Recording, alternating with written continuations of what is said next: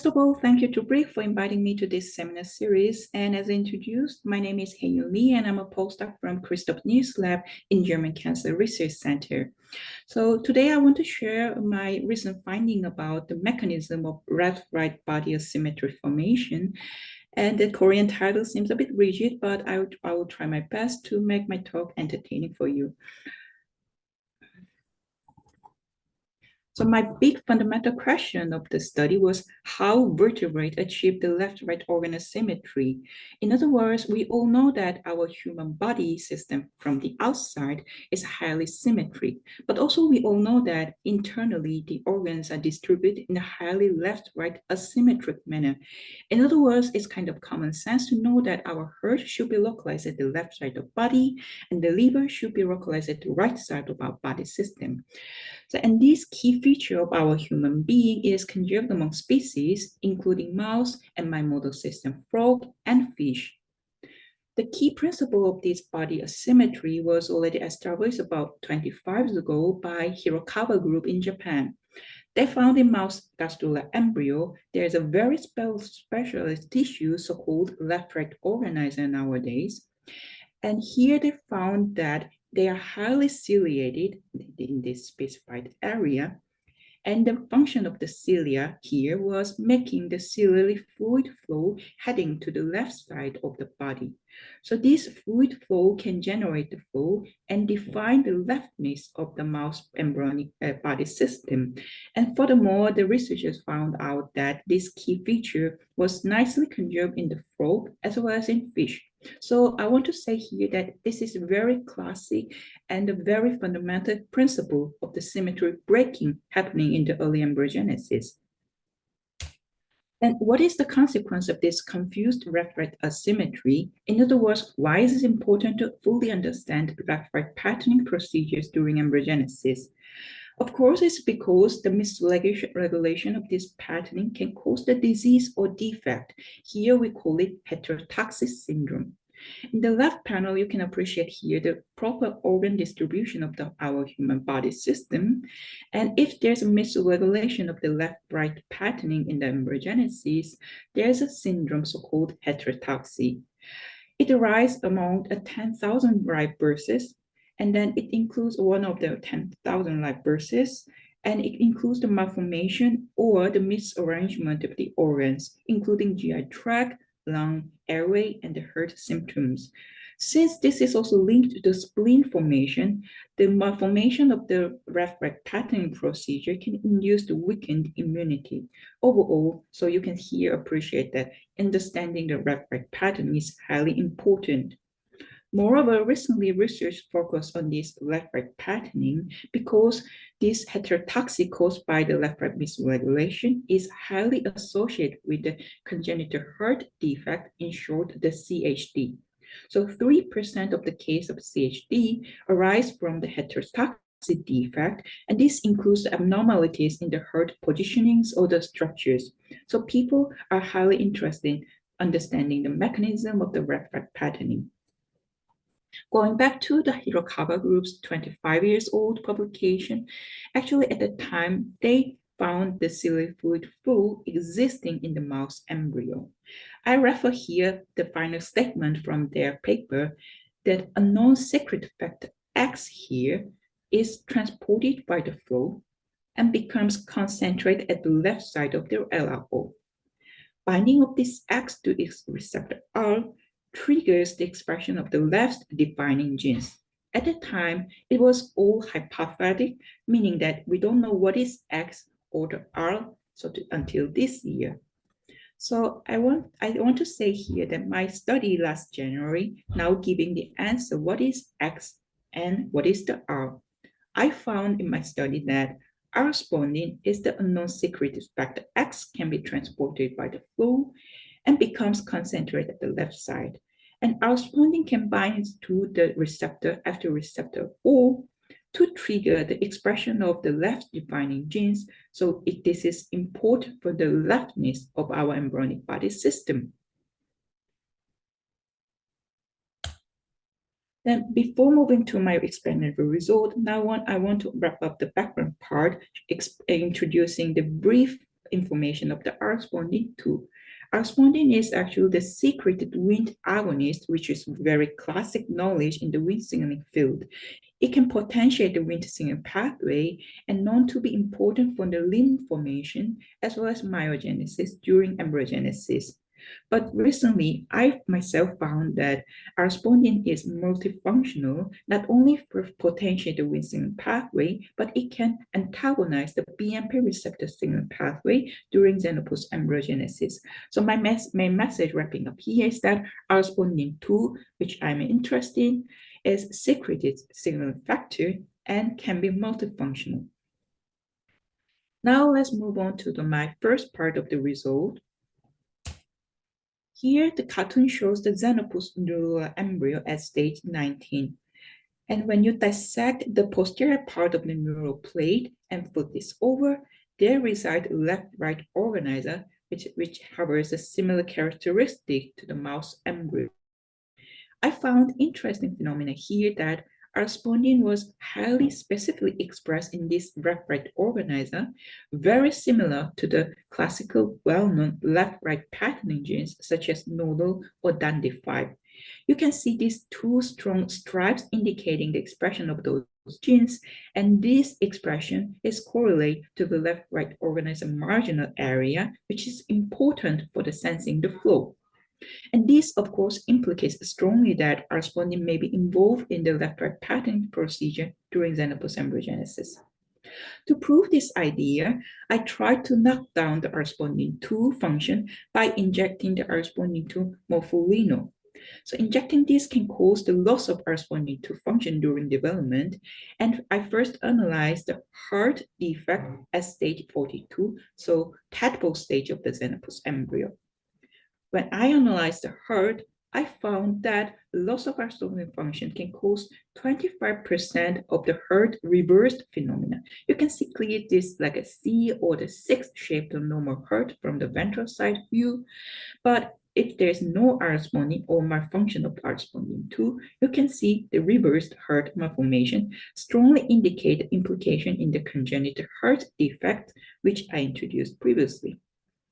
Moreover, I tried to investigate the gut looping procedure in this tadpole stage embryo, which is another indication of the left-right asymmetry formation. You can appreciate again here in the normal case, here shows the very six-leg shaped normal distribution or the cooling of the gut. And if I knock down arspondin 2, you can appreciate here that the gut is reversed or highly asymmetric, similar to the percentage of the heart defect, the 25%. Overall, this indicates that arspondin is implicated in the organ asymmetric deformation. Also, I raised the question that how does arspondin to regulate left-right asymmetry in xenopus embryogenesis? This question led to the second part of my study, try to find out the exact role of arspondin 2 during the embryogenesis. I hypothesized that since arspondin is a secreted signaling protein, it can be transported by the ciliary flow to the left side of the embryo. This transport of the arspondin 2 can activate the leftness of the embryogenesis, which can be marked by expression of the PITX2C, which only shows the specific expression at the left side of the xenopus embryo. How can I prove this idea? So proof of concept, I designed the experiment shown here. So first, I can block the ciliary flow during xenopus embryogenesis. If I give the arspondin 2 ectopic manner in the left side of the embryo, this can mimic the natural situation, and this can also induce the left-specific expression of the PITX2C in xenopus embryo. So inviting this idea or the concept of the experiment, now I really tested this idea. So first, I blocked the ciliary flow by injecting the viscose as solution, the methylcellulose. And you can again appreciate here that indeed PITX2C expression left side is gone. If I gave the arspondin at the left side of embryo as I planned, Now, strikingly, now I can see the normal expression of the PDX2C at the left side of the embryo, meaning the rescue of the normal left-right asymmetry formation. More interesting point here was that when I gave corresponding to the right side of the embryo, this cannot rescue the loss of PDX2C expression in the left side, indicating again that corresponding to functions downstream of the ciliary flow at the left side. Then my next question is corresponding to required for the left-right patterning of the embryo downstream of the flow? To prove this idea, now I again analyze the PDX2C expression in Xenopus table stage. Again, in the left panel, you can appreciate the normal situation. PDX2C, you can see here, they're only expressed at the left side of the embryo. If I give the corresponding to during the ciliary flow stage by injecting the protein into this area, so I make a high corresponding to condition. Now you can see here that right side, which doesn't have the PDX2C in the normal case, now PDX2C appears here, meaning that right side turned to be the left by high corresponding to existence, meaning again that corresponding to promotes roughness of the body axis. In the opposite manner, if I knock down corresponding to by morpholino, now you can imagine the situation. So left side specific expression of PDX2C was totally diminished, indicating that now the left side of the body turns to the right side of the body, again confirming the function of corresponding, which promotes the leftness of the body axis. Then I now turn my attention to the mechanism behind this interesting phenomena. And actually our group, the Crystal News group, found for the first time that corresponding to is the Wnt signaling activator in Xenopus embryogenesis in 2004. And myself found that corresponding is not only the Wnt signal regulator, but also the BMP receptor antagonist in Xenopus embryogenesis in 2020. So I can easily hypothesize myself that maybe corresponding can regulate Wnt or the BMP signaling pathway. To prove this idea, first I analyzed whether high Wnt signaling pathway, which mimics corresponding function, can also cause the left-right asymmetry defect.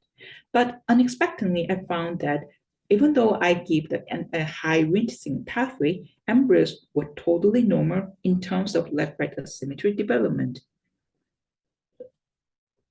More strikingly or unexpectedly, when I induce the low BMP signaling pathway, which also mimics corresponding to function in BMP signaling pathway, also again, embryos were totally normal, meaning that Wnt or BMP signaling cannot do the job during left-right assist formation, meaning that I should figure out the new mechanism of corresponding to in this context.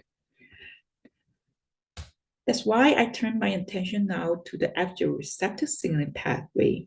During Xenopus embryogenesis, there are 4 receptors, 1, 2, 3, 4 are expressed. And more importantly, in 2018, people found that knockout of the receptor 4 in Xenopus embryo can cause the herd reversed defects, mimicking or indication of the left-right asymmetry defect.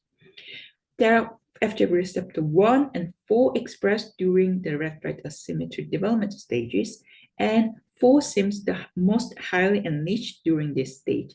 So I pick up FGF receptor 4 as a candidate protein for corresponding to function and mechanism, and I tested the idea that maybe FGF receptor 4 misregulation can mimic the function of corresponding to in left-right asymmetry development. How can I prove this idea?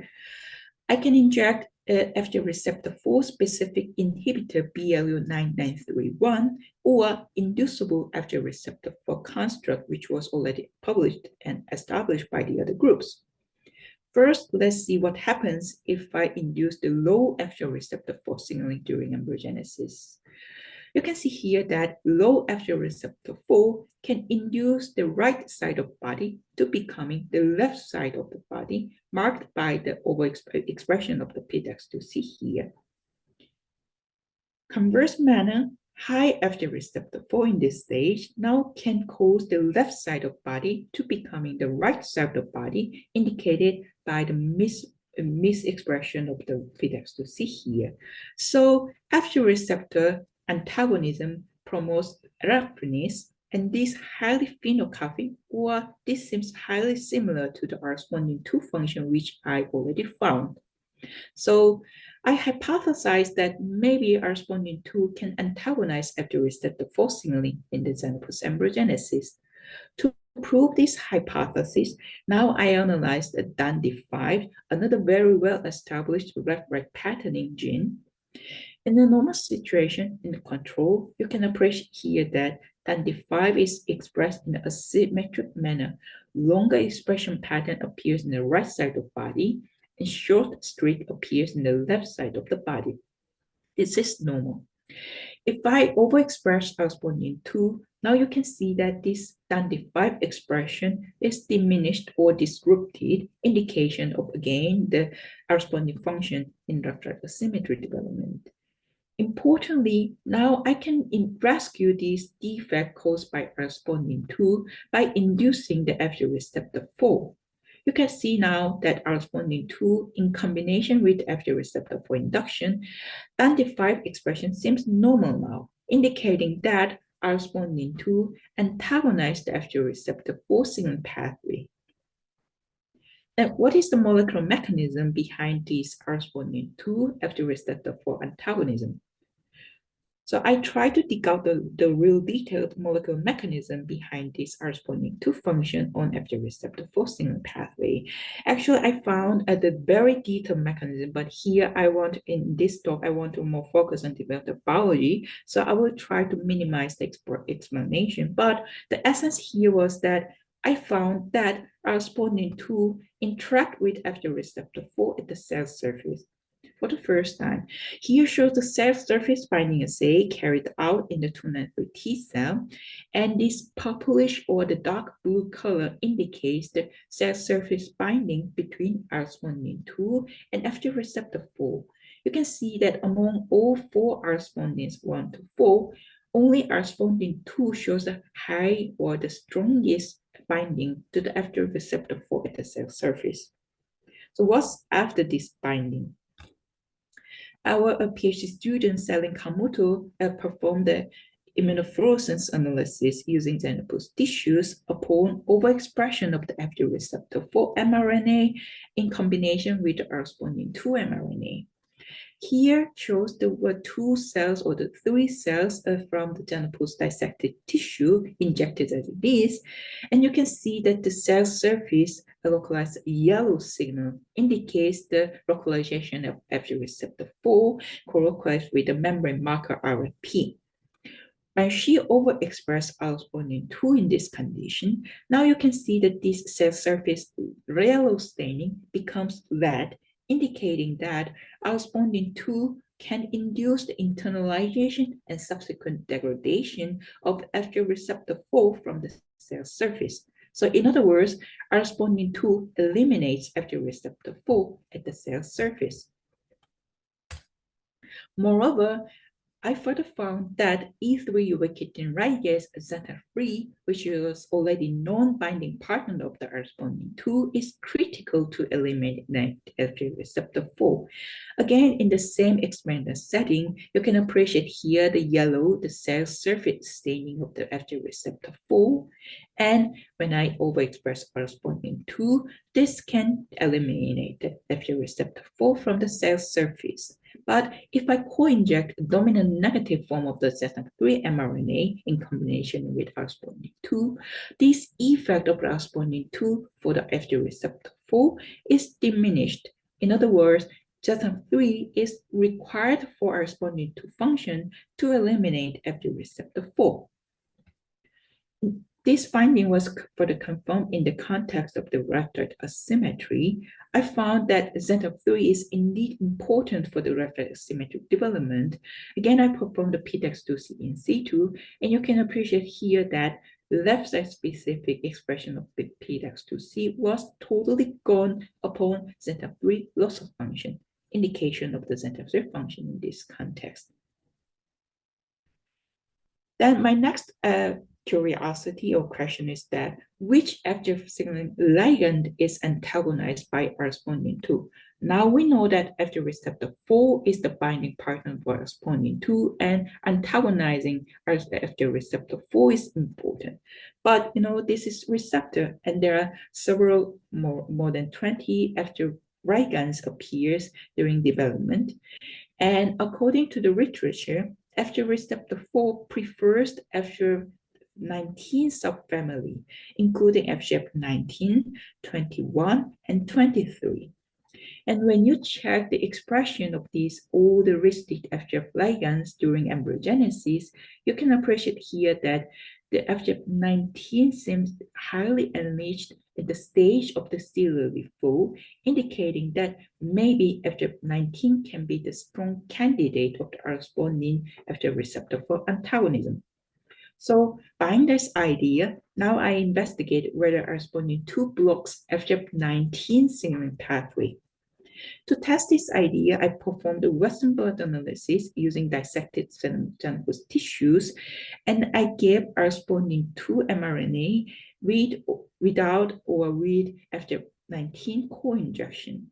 You can appreciate here that FGF19 can induce the post-ERK, which is the hallmark of the FGF signaling activation, and this was nicely reduced by co-injection of responding 2. Meaning that responding 2 indeed blocks FGF19 signaling pathway in xenophus embryo, confirming our hypothesis. Now let's move on to the last part of my result, but the most exciting part of my study.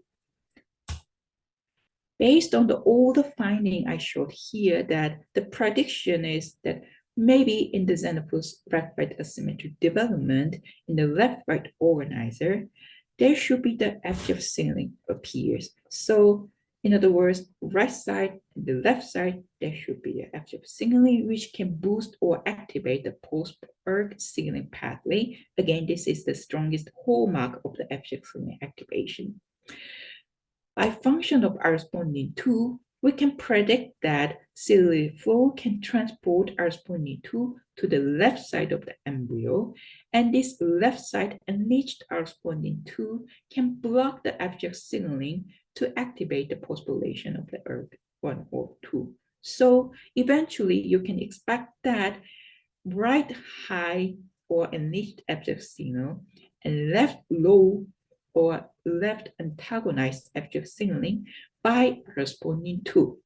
So meaning that, again, we can expect that there should be a signaling gradient of the FGF signaling across the right to the left side of the right organizer. To prove this idea, I performed the immunofluorescence using dissected right organizer tissue. Let's first focus on the stage 14 right organizer. And this stage 14 is pre-flow stage, meaning that this is earlier than the cellular flow established. So there's no cellular flow. And I found that the right side and the left side of the right organizer in this stage, there's no difference of the FGF signaling pathway. You can see here the post-ERK1 intensity plot that right and the left FGF signaling is highly bilateral, so meaning that before the flow stage, FGF signaling is symmetric. Interestingly, and as we expected, during the cellular flow, the stage 18, I found that right side of the right organizer is highly enriched with the post-ERK signaling. And interestingly and strikingly, left side of the left-right organizer, there's almost no FGF signaling activation marked by post-ERK. Again, quantification nicely showed the gradient of the FGF signaling across the right to the left axis. You can see that it's enriched in the right side and goes down about 6-fold difference to the right-left side of the embryo. Again, confirming the FGF signaling gradient existence in the left organizer. And my next question was, is responding 2 indeed required to establish this striking FGF signaling gradient? To prove this idea, again, I analyzed whether arspondin-2 can kill the FGF signaling pathway by immunofluorescence. I first gave the excessive amount of arspondin-2 into this flow stage rapid organizer and analyzed post-ERK staining using these tissues. You can appreciate here now clearly that right and the left, the both sides of the left-right organizer, there's a barely the activation of the post-ERK, confirming by the quantification is flattened, meaning that gain of arspondin-2 totally eliminates F-signaling gradient. Moreover, I again try to find out the importance of the arspondin-2 by loss of function approach. Again, you can see here that in a normal, the control situation, there's a gradient of the right to the left side of the embryo, high in the right and the low in the left side of the left-right organizer. And if I knock down arspondin-2 by injecting morpholino, now you can see that both sides of the left-right organizer harbors a very highly enriched order activation of the FGF signaling pathway, marked by this published magenta post-ERK1 staining. Again, the quantification nicely showing that loss of arspondin-2 increase the FGF gradient, make it equalize across the right to the left body axis, indicating and confirming again that arspondin-2 is indeed important for establishing this FGF signaling gradient. So finally, I want to wrapping up my talk is giving you the take-home message. So here shows the red xenopus LRO, and then here shows the right side, and here shows the left side of the embryo. This is cartoon, a summarized cartoon that I found that FGF signaling gradient appears high in the right, low in the left. And I found that importantly, arspondin can be transported by the lateral flow, and this counteracts FGF and FGF receptor 4 signaling pathway, and this can establish the gradient of the FGF signaling pathway.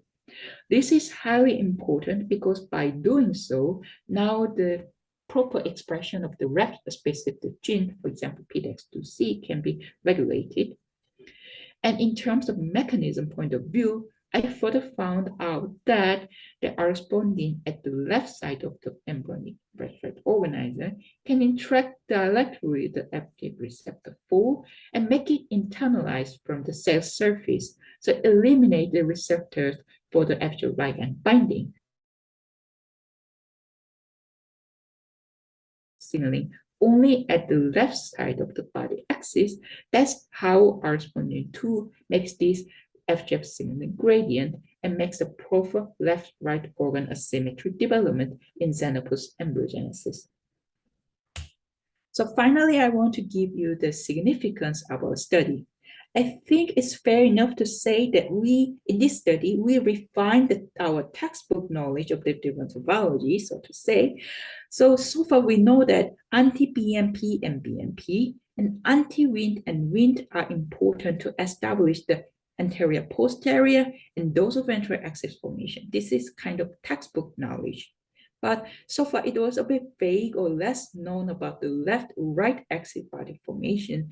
And by our investigation, we can suggest that anti-FGF and FGF signaling is another important feature, the common theme of the axis formation.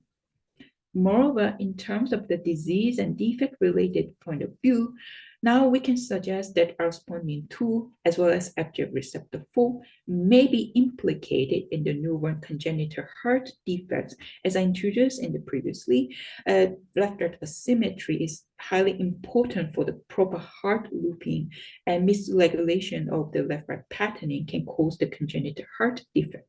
So it will be really interesting to further investigate the role of arspondin as well as FGF receptor 4 regarding the congenital heart defects. In terms of the therapeutics or drug development, based on our mechanism in detail, we for the first time found out that RSPONDIN2 can interact and antagonize F2 receptor 4. So far, there's no study found out the specific F2 receptor 4 antagonist in molecular biology. So these new mechanism of RSPONDIN2 and F2 receptor 4 antagonism can serve as a new strategy for the FGF-related disease. For example, there are many liver disease or cancer which is related to the FGF misregulation. So our finding not only limited to the embryogenesis, but this can be further new source of idea for the disease and drug development. So finally, I want to acknowledge Christoph Nies, my supervisor in the Division of Molecular Embryology, and Selen Kamuto, our PhD student who helped me for the part of the embryogenesis studies, and all of the other members. This study was funded by the WIND SFB from DFG, and if you're interested in our lab regarding the molecular embryology, signaling mechanism, and biochemistry, please do not hesitate to contact Christoph or me. So here's the contact with the email, and you can contact anytime you want, and let's discuss about the science. So thank you for your attention, and I would appreciate all of your questions.